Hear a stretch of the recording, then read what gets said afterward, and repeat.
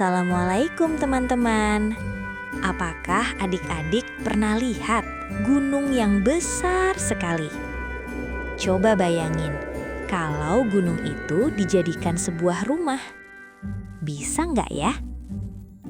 Nah, dahulu kala, setelah kaum Ad, hiduplah sebuah kaum yang sangat kuat, pandai, dan terampil. Mereka bernama kaum Tsamud. Mereka tinggal di daerah berbatu yang disebut Hegra atau Al-Hijr. Sama seperti kaum Ad, Allah memberi kaum Tsamud kehidupan yang sangat makmur. Mereka dikaruniai keterampilan untuk mengolah pertanian dan juga peternakan. Selain keterampilannya dalam mengelola hewan ternak dan lahan pertanian, mereka juga dikaruniai keterampilan memahat yang sangat hebat. Adik-adik, kalau kita punya banyak sekali nikmat, gimana seharusnya kita bersikap? Betul sekali, kita harus bersyukur. Kaum Tsamud ini memiliki harta yang sangat banyak. Bagi mereka, harta adalah segalanya. Mereka suka pesta besar-besaran, berjudi, dan mabuk-mabukan. Astagfirullah, teman-teman. Ini bagian yang tidak baik. Kaum Tsamud jadi sering bersikap kasar kepada orang-orang miskin. Keberlimpahan nikmat yang mereka rasakan selama bertahun-tahun itu membuat kaum Tsamud makin terbuai. Mereka lupa untuk bersyukur, sehingga mereka mulai berani menciptakan Tuhan sendiri dari patung-patung berhala. Pada suatu hari, datanglah seorang utusan Allah. Beliau bernama Nabi Saleh alaihi salam. Beliau berasal dari keluarga terpandang. Orang-orang mengenalnya dengan baik. Tapi teman-teman, semuanya berubah saat Nabi Saleh mengajak mereka beriman kepada Allah dan meninggalkan berhala. Sedikit demi sedikit, kaum Tsamud mulai menjauhi Nabi Saleh.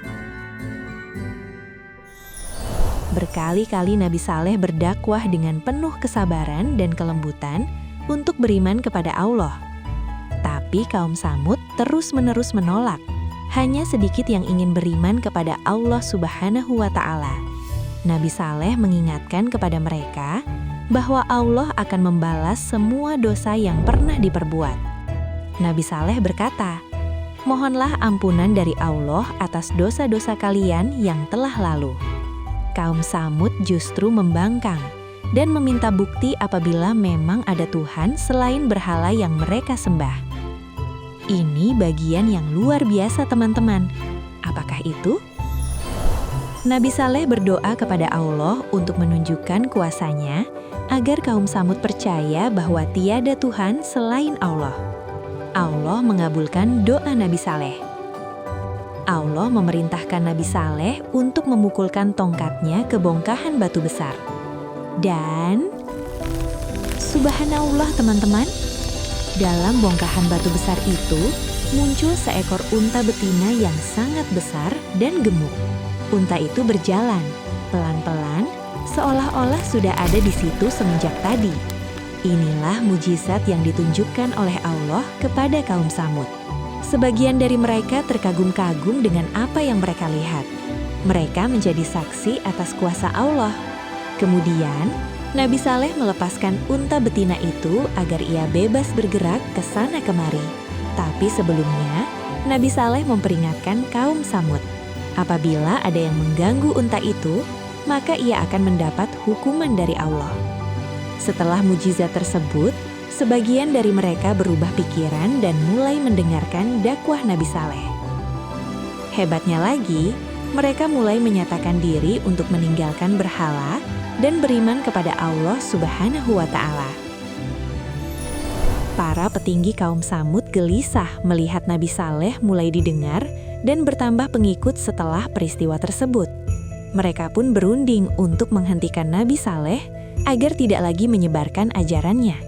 Mereka berencana untuk menghapus bukti kuasa Allah dengan membunuh unta itu. Petinggi kaum Tsamud mengutus Quadar bin Salif dan Misrah bin Mahraj yang kemudian dibantu oleh 7 temannya. Setelah itu, mereka menemukan unta sedang minum di mata air. Anak panah dilepaskan dan tepat menancap di betisnya. Tanpa berlama-lama, mereka menyergap dan menyembelih unta itu. Mereka pun bersorak ria.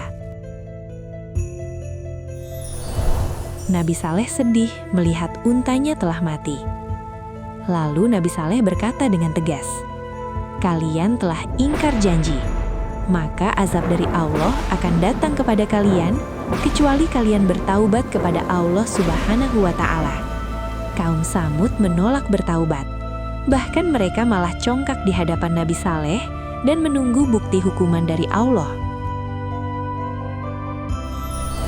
Keesokannya, hukuman diturunkan. Hari pertama, wajah mereka berubah menjadi kekuningan.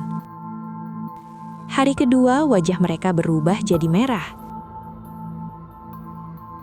Dan hari ketiga, wajah mereka berubah jadi hitam. Pada saat itulah, Allah memerintahkan Nabi Saleh beserta pengikutnya untuk meninggalkan kota mereka. Hari keempat, langit mereka menjadi sangat gelap dan penuh petir menyambar rumah-rumah mereka. Tidak hanya itu teman-teman, kaum Tsamud juga tertimpa gempa bumi yang dahsyat. Tidak ada satupun yang selamat di antara mereka.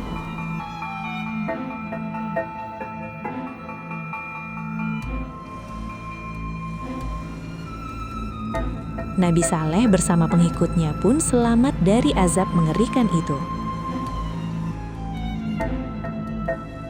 Nabi Saleh tidak pernah berputus asa untuk terus berdakwah, mengajak umat manusia kembali ke jalan Allah.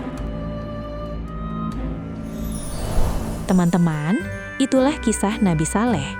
Dari kisah ini, kita belajar bersama untuk tidak lupa terus rendah hati dan bersyukur kepada Allah. Yuk, jadi anak yang baik, rajin bersyukur, tidak sombong, dan selalu taat kepada Allah. Oke? Terima kasih sudah menonton. Sampai jumpa di kisah Nabi berikutnya. Assalamualaikum warahmatullahi wabarakatuh.